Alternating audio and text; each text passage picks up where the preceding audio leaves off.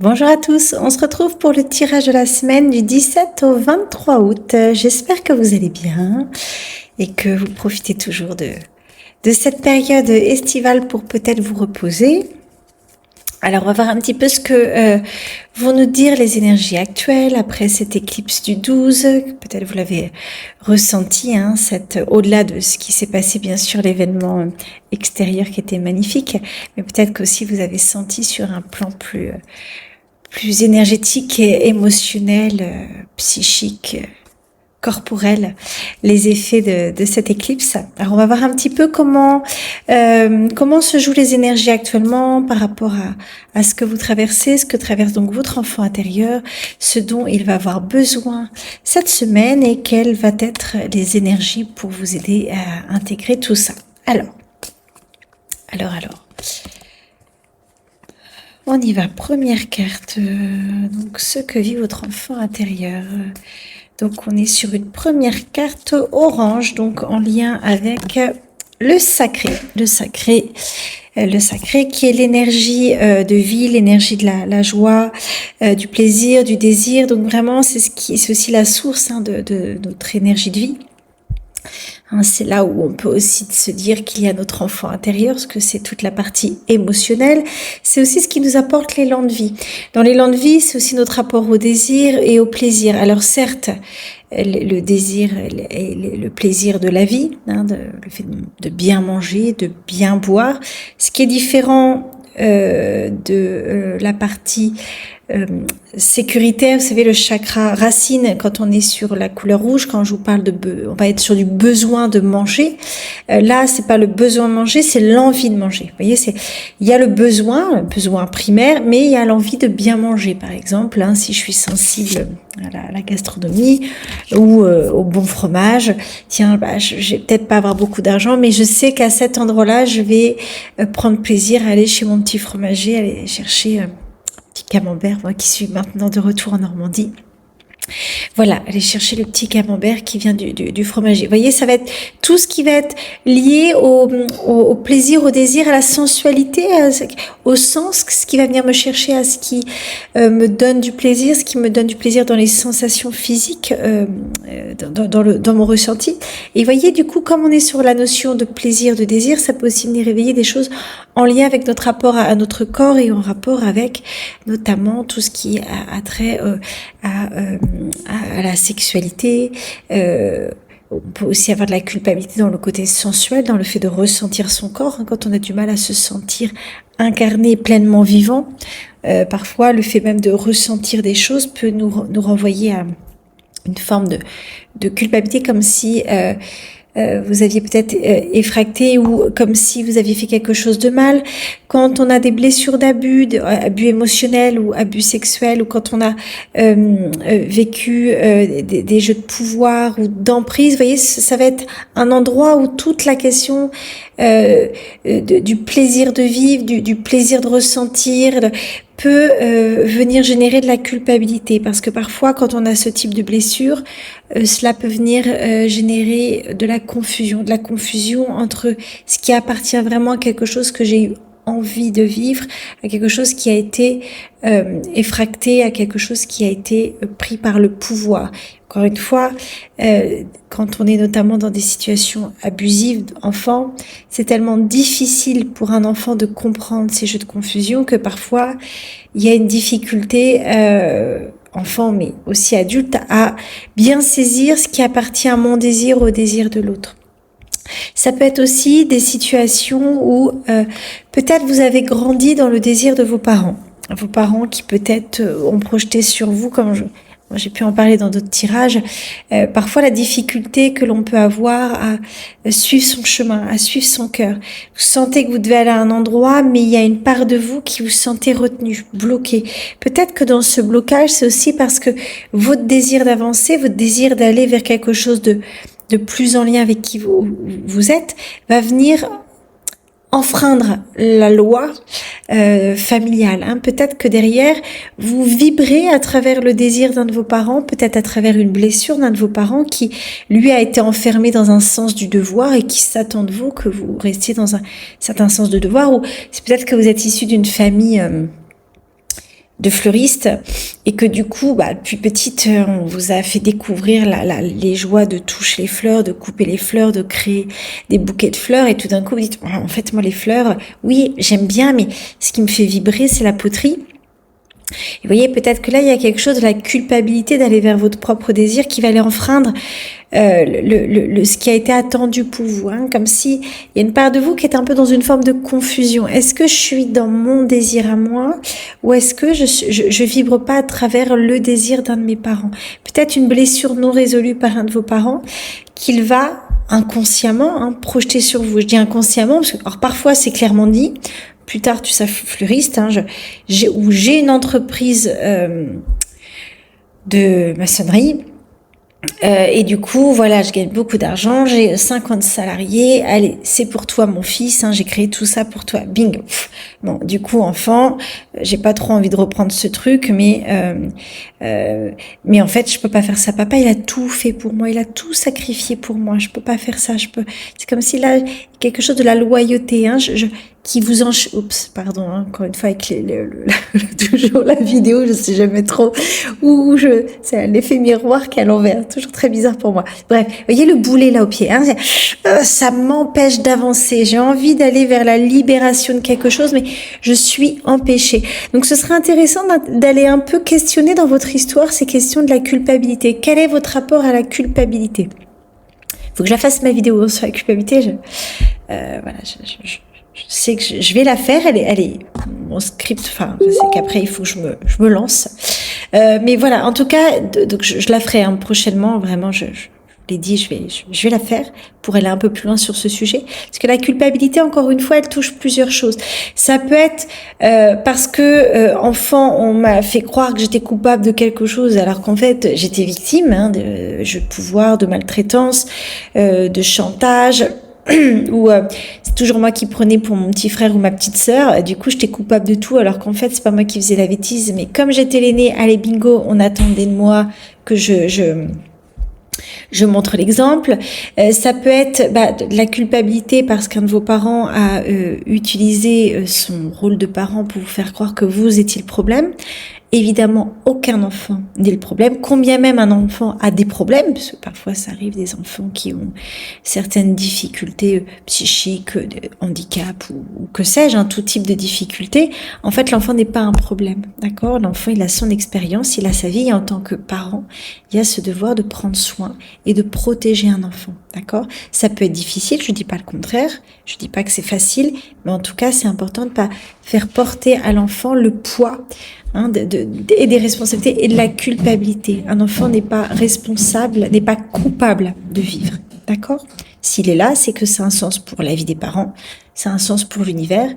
Votre vie a un sens, même si parfois c'est pas toujours facile de comprendre le sens, mais en tout cas sur un plan de l'univers, sur un plan du divin, votre présence ici a un sens.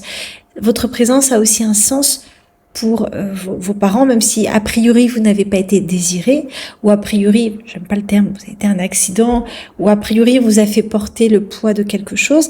Si vous êtes ici, c'est qu'il y a un sens. Donc c'est vraiment important d'aller questionner le poids de la culpabilité. Je reviens sur les blessures d'abus. Si on s'est joué de vos émotions, si on a généré une confusion dans vos émotions, si vous avez grandi dans un climat incestuel, ça c'est hyper délétère parce que c'est des situations où c'est difficile, même parfois quand on est adulte, de repérer. C'est vraiment des endroits où il y a eu de la confusion dans les émotions, ce qui m'appartient, ce qui appartient à l'autre. Est-ce qu'à la maison on utilise beaucoup le on? Parce que dans le on, en fait, c'est qui on sait pas trop. Parfois aussi, est-ce que vous avez grandi dans une famille où il peut peut-être y avoir un système de clan. Quand on a grandi dans un clan familial, le risque de sortir du clan, c'est le rejet. Et quand on est dans un clan, la mafia, vous voyez, tous ces systèmes. Peut-être par ailleurs qu'il y a des personnes d'entre vous qui ont grandi dans la mafia, mais je donne un exemple de clan, ou dans une communauté, peut-être vous avez grandi dans une communauté religieuse, ou grandi dans un groupe, vous voyez, quelque chose qui fait qui pourrait représenter une forme de secte, quelque chose, voilà, d'une communauté de pensée. Ben justement, il y a une pensée commune. Quand on a grandi dans un clan, ou une famille qui fait clan, ou une communauté qui fait clan, il y a une impossibilité de penser différemment. On perd notre libre arbitre, c'est-à-dire qu'il y a un endroit, quand on est dans le clan, il y a une pensée commune. D'ailleurs, on fait groupe. Donc dès lors que je suis plus d'accord avec le clan, où je commence à dire ouais non en fait là moi je ressens ça et voilà ce qui se passe pour moi, ah non en fait le clan il y a une pensée commune. C'est d'ailleurs dans les systèmes d'inceste ou quand il y a des jeux de pouvoir ou quand il y a des jeux d'emprise, vous voyez il y a une pensée commune. On peut pas penser différemment que le dominant, j'allais dire le patriarche, parce que souvent dans un système patriarcal, ça peut être la figure du père, mais bien évidemment, il y a des femmes qui abusent, et bien évidemment, il y a des mères qui abusent de leurs enfants. Mais ce que je veux dire par là, c'est que c'est vraiment comment dans un système groupal, on peut rester parfois enfermé dans une culpabilité de penser différemment, une culpabilité de sortir. Parce qu'à l'intérieur, ce qui vient résonner, c'est que si je pense différemment et que je l'exprime, le risque, c'est le rejet. Alors intellectuellement, on peut se dire, je m'en fiche, je vais créer mon entreprise de poterie. Mais notre petit enfant intérieur, lui, s'il est pas bien au clair, s'il est pas bien en lien avec vous, s'il est pas bien en sécurité avec vous, s'il sent pas qu'il a une assise avec vous et que quoi qu'il arrive, vous êtes présent intérieurement, il est possible que, votre enfant intérieur, cette blessure de rejet est tellement, j'allais dire viscérale, bien tellement générer une angoisse de mort, d'annulation, il y a quelque chose que du coup, peut-être qu'une part de vous, inconsciemment, peut-être sans vous en rendre compte, restez piégé à un endroit, et qui fait que il y a juste il n'y a pas grand chose pour que je saute sur la rive en face, je suis prête, j'ai mon parachute, voilà, j'ai mes bagages, j'ai tout bien préparé, il y a un truc qui fait que j'ose pas encore me jeter dans le vide. Bon, évidemment, dans le vide, s'il n'y a pas de choses pour vous rattraper, je peux comprendre qu'il a peur. Mais il y a le parachute, donc en fait, je risque rien. Je vais retomber sur mes pattes. Mais peut-être qu'il y a une part de moi qui reste avec une croyance profonde que de me libérer, de sortir du clan, de penser par moi-même, de vibrer, de vivre mon expérience d'âme, ce que je suis venue faire ici, sur un plan vraiment de votre individualité. Peut-être que là, il y a quelque chose encore d'une croyance qui vous retient. Et c'est intéressant parce que la carte en face, c'est connecte-toi davantage à l'univers. Plus vous allez être en phase avec le fait que, quand je dis en phase, c'est pas tant de le comprendre intellectuellement, c'est vraiment de le vivre, de le ressentir. Vous êtes ici pour vivre une expérience incarnée, d'accord ? Vivre une expérience dans cette vie. On a des vies globalement toutes différentes, parfois plus ou moins attendues, c'est-à-dire voilà, mon père est maçon, je reprends l'entreprise de maçonnerie, c'est plus ou moins attendu, ce qui peut être tout à fait juste du point de vue de mon âme, mais ce qui peut ne pas du tout être juste. Encore une fois, tout va dépendre de ce que je vais venir vivre ici. Il y a des personnes qui vont aussi venir vivre parce que votre expérience d'âme a besoin de se libérer justement de cette culpabilité, de blessures peut-être du transgénérationnel, vous voyez. Donc, plus vous allez être en lien avec ce qui est juste pour vous, ce qui vous fait vibrer, parce qu'encore une fois, cette carte, c'est de vibrer le désir. Si je ressens le désir, plus vous êtes en phase avec vos désirs, je sens vraiment que c'est d'aller vers la poterie, plus vous êtes en phase avec ça, plus du coup vous allez pouvoir vous connecter à votre âme, c'est-à-dire que vraiment ressentir à l'intérieur que ce qui vibre, mon désir est très en lien avec quelque chose qui me porte. Je sens que c'est la voie, je sens vraiment que je suis appelée à ça. Et c'est ça. Je sens vraiment que je suis appelée à la poterie. Je peux pas l'expliquer. Quand je me pose intellectuellement sur le truc, je me dis la poterie, comment je vais vivre avec ça? En plus financièrement c'est compliqué. Et puis je vais pas avoir assez de temps. Et puis comment je vais m'occuper de mes enfants. Bon bref, tout un tas de trucs qu'on peut se raconter parfois avec tout ça. Je dis pas que c'est pas légitime de se poser des questions, mais parfois on se bloque aussi, parce que quand c'est aligné, quand on est appelé à un endroit, en vrai les chaînes, vous voyez, il y a quelque chose qui n'existe pas. Quand on est appelé à un endroit, ça s'ouvre. Quand ça a du mal à s'ouvrir, alors que vous sentez que vous êtes néanmoins appelé. Ça ne veut pas dire que vous vous plantez. Si vous sentez vraiment que c'est juste à l'intérieur, si vous sentez vraiment, je suis vraiment appelée à cet endroit, mais j'arrive pas à sauter le parachute, je disais sauter sur l'autre rive, c'est qu'il y a certainement quelque chose qui vous retient. Donc plus je vais me reconnecter vraiment au sens de ma vie, me reconnecter vraiment à mon intuition, en méditant, en allant voir mon petit enfant intérieur, en lui rappelant que vous êtes là, en le sécurisant, plus vous allez être à l'écoute de votre petite voix intérieure et plus vous allez pouvoir sentir que en fait, je suis au bon endroit.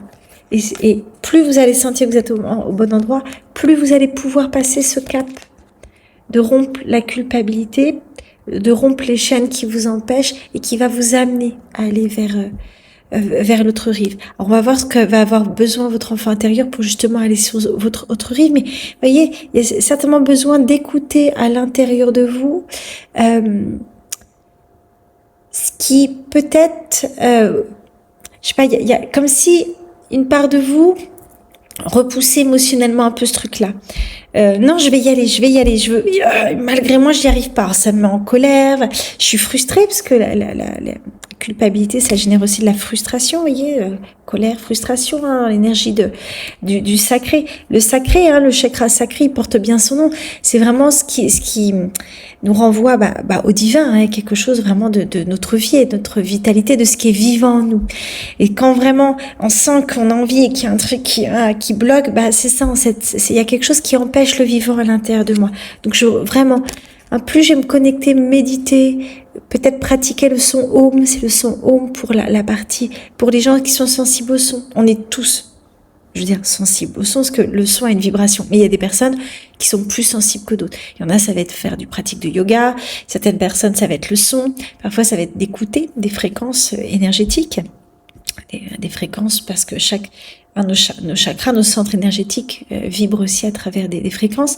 Parfois, ça va être à travers des affirmations positives, hein, où vous allez réveiller votre intuition.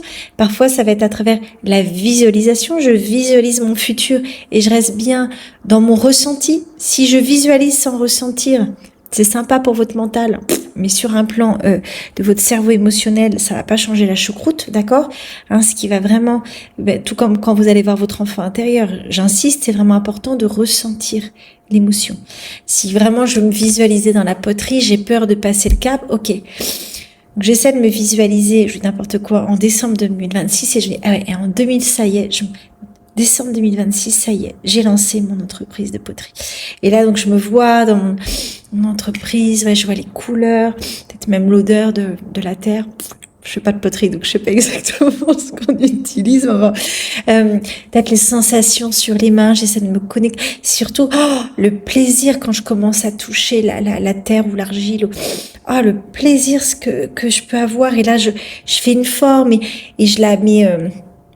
je crois que ça chauffe la poterie après et je la mets dans ma vitrine et je vois un passant qui passe et vous voyez, c'est vraiment, je me connecte à la joie et la personne elle dit waouh, ce que vous faites c'est génial, merci.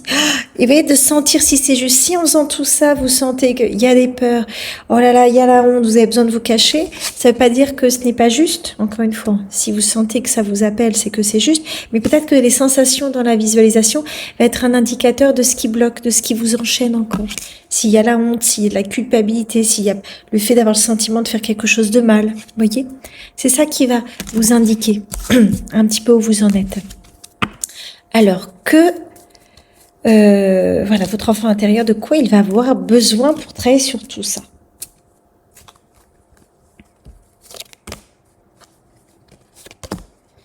C'est intéressant, je vous parlais le fait d'avoir, je crois que j'ai parlé de la honte juste avant, de se dire oh là là, d'être vu.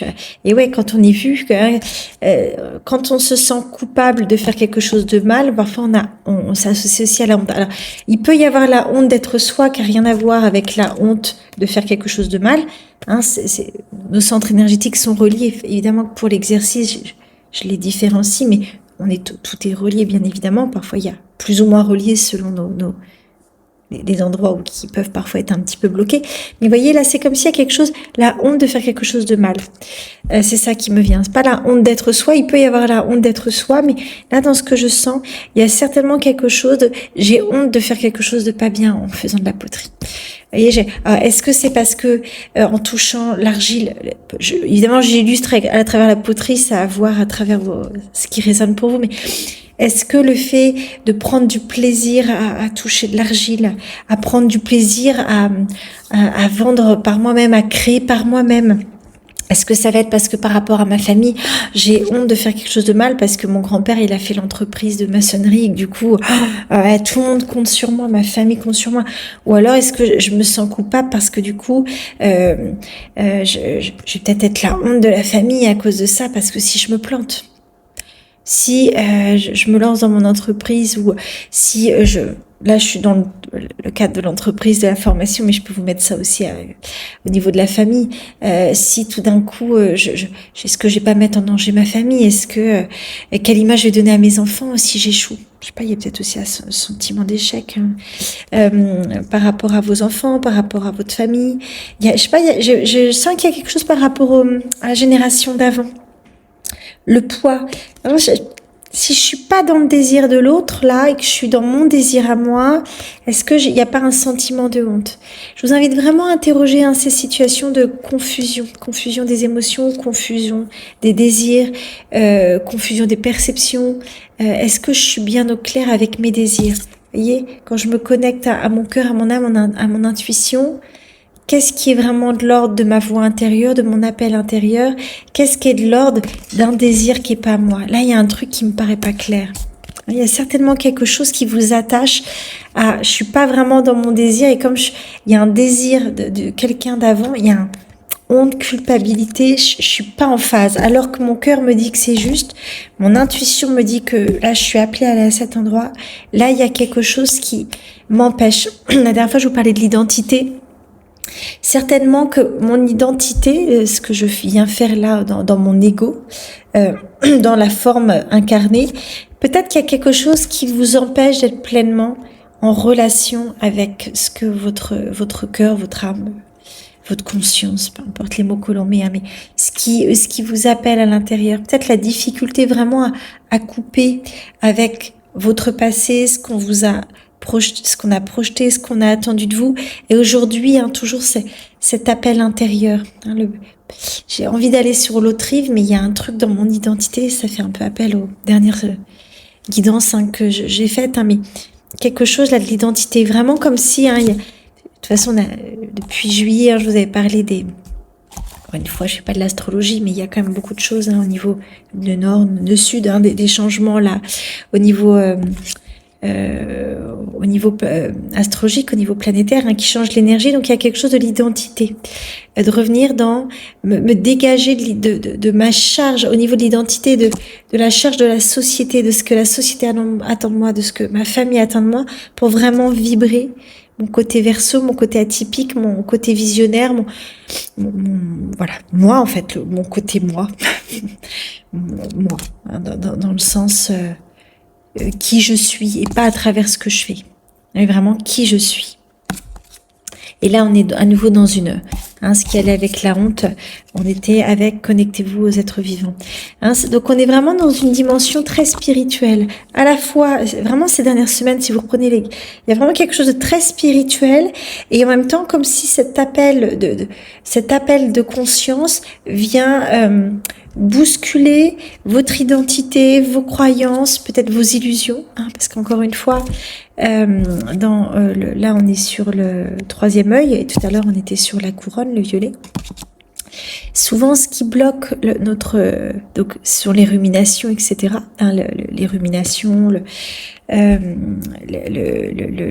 rationalisation, qui bloque la voie à l'intuition, mais ça peut être aussi en lien avec des illusions. Peut-être que j'ai plein d'illusions, malgré moi, j'ai des croyances qui font que je vois les choses avec ce filtre et en fait je me rends peut-être pas compte que c'est pas tout à fait ma vérité. Parce qu'en vrai, c'est quoi la vérité? Chacun a sa vérité. J'ai ma vérité, j'ai la vôtre. Ma vérité, elle est en lien avec qui je suis, avec mon histoire, mes croyances, ce que j'ai libéré, ce que j'ai compris, ce que j'ai expérimenté, etc., etc. Donc voilà, il n'y a pas de vérité. On a chacun notre vérité. Mais ce qui est important, c'est d'être au clair avec sa vérité intérieure, ce qui nous appelle, cette petite voix intérieure. Et là, on est sur du violet. Violet, hein, c'est la couronne et on est sur l'attachement. Ce qui nous attache à nos croyances, qui nous attache à nos familles, ce qui nous attache à ce qui est attendu de nous, etc., etc. Donc, honte et culpabilité. Qu'est-ce qui me fait honte? Est-ce qu'il y a la honte de prendre du plaisir? Est-ce que dans mon quotidien, je prends du plaisir un peu à rien faire? Ou est-ce que j'ai l'impression d'être une glandeuse et que du coup, voilà, c'est pas bien, j'ai pas le droit, il faut toujours que je m'active. Alors, de pas aimer être sur le canapé, ce qui est mon cas, et de rien faire, mais en l'occurrence, moi, c'est pas par culpabilité ou par honte, c'est parce que je en mouvement. Mais par contre, si vous, c'est par honte ou par peur de ce que va dire ou vous dormez, je sais pas, je vous dis n'importe quoi, vous faites la grasse mat jusqu'à 11h, oh la honte, que vont dire mes enfants, vont dire mon mari, ma femme, etc. Vous voyez, quel est mon rapport avec le plaisir et le désir? Est-ce qu'il y a de la honte? Ça vient d'où ça? Est-ce que c'est ce qu'on m'a appris enfant? Vous voyez, d'essayer vraiment d'interroger ces questions-là. La honte autour du plaisir et du désir. Est-ce que dans ma famille, on s'est autorisé à prendre du plaisir, à suivre son cœur? Ou est-ce que je vis dans une famille où on n'a jamais divorcé, on a toujours suivi les attentes, famille de médecins, ou famille de catholiques, ou famille de je sais pas trop quelle religion. Vous voyez, famille où du coup, ça fait des générations, donc on attend ça de moi. Juifs, musulmans, vous voyez, ça, hop, on attend ça de moi, donc du coup, ou autre religion bien sûr, hein, mais on attend et en fait ça me parle peut-être plus trop aujourd'hui, j'ai peut-être envie de sortir de ça, mais là il y a un truc qui peut-être même au-delà de vos parents vient toucher peut-être même vos racines, comme si là je vais trahir oui, peut-être ma communauté ou plusieurs générations. Ok. Alors, les cartes sont tombées là. Qu'est-ce qui va m'aider du coup, hein? Quelle est l'énergie? L'énergie du cœur. L'énergie du cœur et l'énergie spirituelle, l'énergie de la couronne. On est tout est énergie. C'est de se rappeler que tout ce que l'on vit, tout ce que l'on pense, tout est énergie. Donc c'est important de pouvoir sentir aussi qu'on est tous interreliés et que vos pensées ont une énergie, que vos émotions ont une énergie, que votre corps, vos mouvements, vos interactions, la nature, les animaux, bref, que tout ce que l'on vibre, hein, les minéraux, tout est énergie, d'accord? Ce que l'on mange, bref, je vais pas vous faire la liste. Tout est énergie, tout est vibration. Hein, c'est de la physique quantique. C'est pas moi qui l'invente. Donc vraiment de pouvoir vous relier vraiment sur cette dimension spirituelle et pouvoir peut-être veiller à ce que vous allez penser, à ce que vous allez vibrer, ou peut-être vous connecter aussi à des choses qui vont vous faire du bien. Si vous êtes sensible aux pierres, vu qu'on est sur la question aussi du chakra cœur, peut-être d'aller sur des pierres roses et vertes parce que c'est ce qui va activer le chakra cœur pour ceux qui s'intéressent à la lithothérapie. Ça peut être d'utiliser des mantras. Le mantra pour le cœur, c'est le mantra YAM. Ça peut être des postures de yoga. Ça fait longtemps que je vous ai pas sorti mon petit jeu là. Je le sors jamais, mon jeu des 7 familles au niveau, justement, pour comprendre comment fonctionnent les chakras. Alors, c'est le son YAM.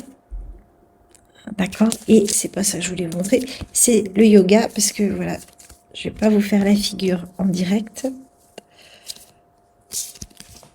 Voilà, par exemple, il y a plusieurs, mais voilà, qu'est-ce qui ouvre le cœur, la fente basse. Et vous avez vu le petit chat, hyper souple. Voilà. Donc, tout ce qui va ouvrir votre cœur. Donc, ça peut être ce genre de choses. Évidemment, ça peut être tout un tas de choses, vous connecter à la nature, donner de l'amour à vos enfants, à votre famille, à votre partenaire, sans attendre de recevoir. Je suis vraiment dans l'ouverture, au niveau du cœur. Je suis dans l'ouverture. Je donne pas pour recevoir. Ça, c'est pas de l'élan du cœur. C'est du troc, d'accord? Je dis pas que c'est mal, c'est juste que c'est pas de l'ouverture de cœur. Mais parfois, quand on est un peu bloqué, ça fait toujours du bien. Mais là, l'idée, c'est vraiment d'ouvrir le cœur et donc de faire attention, je vous disais, à vos pensées, toute énergie, donc au respect. Je me respecte, attention à comment vous parlez de vous. Comment vous prenez soin de vous. Est-ce que voilà, comment je parle de moi au quotidien. Est-ce que vous pourriez vérifier est-ce que j'ai tendance à dire je suis débile, voilà, je suis comme ça, je suis colère. voilà, comment je peux être plus en douceur, plus en empathie avec moi-même, comment je peux vraiment ressentir mon petit enfant intérieur et voir que même si aujourd'hui je me sens parfois bloquée, peut-être qu'il y a un endroit où j'arrive pas à aller, mais en fait, voilà, ça appartient à mon histoire. Je fais vraiment comme je peux. Donc, vraiment empathie, amour de vous-même. Voilà, je fais vraiment comme je peux. Donc, je respecte ma vie. Tout à l'heure, on était sur la question de la culpabilité, de la honte, comme si finalement je pouvais pas être pleinement dans mon élan de vie, dans ce que mon âme appelle, parce que j'ai le poids du passé, le poids des croyances, etc. Donc, vraiment de pouvoir être en empathie avec votre vie. Ma vie est précieuse. J'en prends soin. Parfois, c'est compliqué selon ce que l'on vit, ce que l'on a vécu, ce que nous a transmis d'en prendre soin. Mais cette semaine, je vais vraiment vous inviter à faire attention à votre manière de parler de vous et vraiment à vous respecter et donc à respecter les autres. Toujours en effet miroir, mais vraiment à veiller à la manière dont vous allez parler de vous. Ok? Parce que n'oubliez pas que tout est énergie. Voilà. Bon, c'est très beau, c'est intéressant, hein, toujours comment ça fait le lien avec le reste. Je me rends compte que je me suis pas présentée au tout début de la vidéo. Bon, donc je suis Marion Magdélin pour ceux qui découvrent la chaîne, il est temps. Et je fais tout à l'envers, c'est pas très grave. Voilà, ça c'est mon côté verso, mon côté atypique. L'oracle des chakras, donc pour vous montrer voilà les différents champs de conscience, pour vous mettre en lumière différents champs de conscience à travers votre enfant intérieur. Alors, on va finir avec le petit message du cœur. Comme on est sur toute énergie et qu'on était sur la question du respect, et c'est quoi? Eh ben, on est encore dans du cœur, la petite pensée. C'est sur la thématique. Je m'entoure d'amis bienveillants qui me respectent et même comme je suis. Ben, on est encore sur la notion de respect. Hein. Vous voyez que tout est très en lien. Donc, je m'entoure cette semaine. Je fais attention à comment je parle de moi. Vraiment, je prends soin d'être en empathie avec mon petit enfant intérieur, avec moi, avec ma vie, avec mon corps. Voilà, avec mes ressentis. Ah, je suis en colère, j'en ai un. Ok, ça va. Je fais comme je peux et avec ce que je vis en ce moment, c'est parfois aussi normal d'être en colère. La colère, c'est juste une émotion. Ce qui est compliqué, c'est quand ça prend beaucoup de place, parce que du coup, c'est plus une émotion, c'est quelque chose plus qui vient parler d'une blessure. Mais en fait, la colère, elle a toute sa place quand elle apparaît. Ce qui est important, c'est de l'écouter, parce que derrière la colère, souvent, il y a la tristesse ou il y a la peur. Ok, donc je fais attention à ma manière de parler de moi et puis je m'entoure de personnes qui m'aiment, qui me respectent, qui vont être un bon miroir de qui je suis, hein, et de qui je suis et de l'amour que les personnes ont pour moi, qui vont aussi venir peut-être renvoyer à votre petit enfant intérieur combien il est digne d'être aimé. Et plus vous allez sentir que vous êtes digne d'être aimé, pas que à travers le regard des autres, hein, c'est le regard que vous avez à travers vous-même bien sûr, mais parfois, avant d'en arriver là, on a besoin que ce soit à travers l'extérieur et c'est aussi tout à fait ok. Mais oui, c'est vraiment de pouvoir sentir que plus vous allez vous donner cet amour-là, en sentant que en fait c'est tout à fait juste d'aller sur l'autre rive et peut-être qu'il y a des personnes qui vont être déçues, qui vont être tristes, qui vont me rejeter, mais tout ça, ça appartient à l'autre, ça m'appartient pas à moi. Ce qui m'appartient, c'est ma manière de réagir face à ça. D'accord? Si je réagis, c'est qu'il y a une blessure. Si j'agis, mais que j'accepte la déception de l'autre, parce que si l'autre est déçu, c'est que l'autre attend quelque chose de moi. Or, on n'a rien à attendre de moi. Voilà, on n'a rien à attendre des gens, parce que quand on attend, on est déçu, et surtout, on leur demande de faire quelque chose dont on a besoin, et ça, c'est pas juste de toute façon. Ok, voilà. Bon, super. Écoutez, très belle guidance. Je vais, pour ceux qui se sont inscrits à l'atelier du 3, je vais vous envoyer un petit message de confirmation. Pour ceux qui ont, je crois qu'il reste 2 places, donc n'hésitez pas. Faut que je check, peut-être qu'il va y avoir des désistements, mais il doit y avoir 2 places encore de disponibles. Et je vous retrouve la semaine prochaine. Au plaisir de vous lire, d'avoir vos petits commentaires. Et pour ceux à qui j'ai pas encore répondu, pardonnez-moi, mais comme je suis en mode un peu vacances, voilà, je suis pas tout à fait à jour dans mes messages, mais en tout cas, je ne vous oublie pas. Je vous embrasse, à très bientôt. Au revoir.